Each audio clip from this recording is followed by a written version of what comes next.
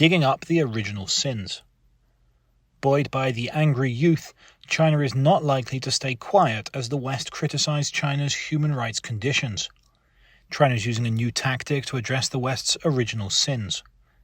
China is exposing wrongdoing caused by the colonial expansion of the West and holding them accountable. On June 22nd, China and Canada had an argument at the UN Human Rights Commission. China addressed the case of 215 children's remains discovered at the site of a boarding school for indigenous people in late May. Canada operated some 130 boarding schools for indigenous people from 1874 to 1966, and more than 4,000 children died from abuse and other causes. The remains of 215 children, including a 3-year-old, were discovered. An investigation is in progress to find how and when the children died. China argues that Canada's ethnic cleansing must be independently investigated by an international community. 2 days later, Deputy Chinese Permanent Representative to the United Nations Geng Shuang declared China's firm support for Argentina's demand of sovereignty of the Malvinas Islands.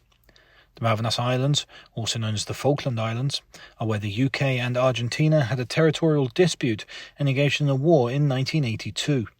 It is the first time that a high-level Chinese diplomat officially has announced support for Argentina. China has changed, and it began at the end of last year. The Australian government stated in a report that the Australian soldiers sent to Afghanistan killed 39 hostages and civilians between 2009 and 2013.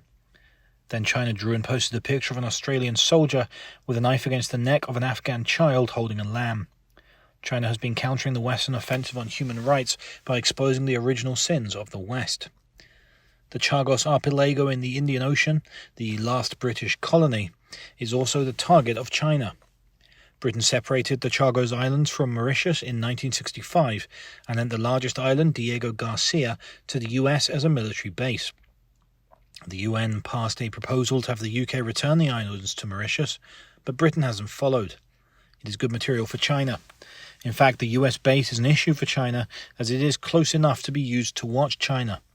Surely China will raise its voice, calling on the UK government to return Chagos Islands to Mauritius. As China plans to sell supersonic fighters, armoured vehicles and infantry weapons to Argentina, it is likely to face strong opposition from Britain. The move could break the military balance in the Falklands.